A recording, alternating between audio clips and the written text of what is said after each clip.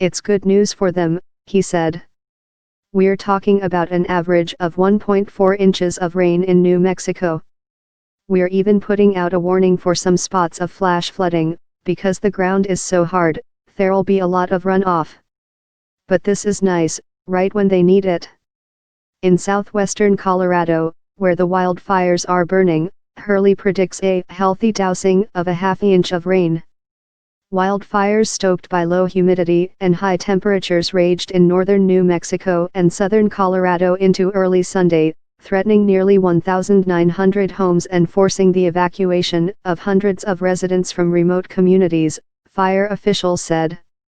The larger of the two, the so-called Ute Park Fire in Colfax County, New Mexico, was 0% contained after scorching some 30,000 acres by early Sunday morning near Cimarron, a town of about 1,100 people northeast of Santa Fe, according to a bulletin on the New Mexico Fire Information website. 10 fire crews, totaling 510 people, 32 fire engines, 8 helicopters and 8 bulldozers, were deployed, officials said. About 300 structures were threatened in Cimarron, where officials issued a mandatory evacuation on Friday.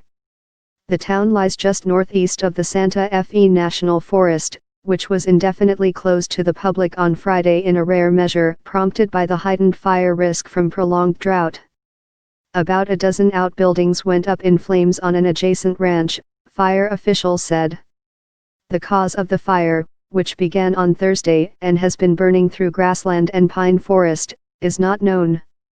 A second wildfire started on Friday about 10 miles north of Durango, Colorado, raging across nearly 2,000 acres and forcing the evacuation of about 1,500 people near the southern border of the San Juan National Forest, the U.S. Forest Service said.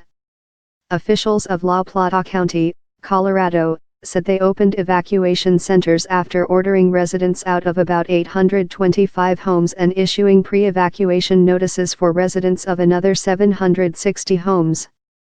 The Forest Service said the intensity of the Colorado wildfire, known as the 416 fire, had slightly diminished by Saturday morning and that firefighters were focused on protecting neighborhoods and infrastructure as they managed to carve containment lines around 10% of the blaze.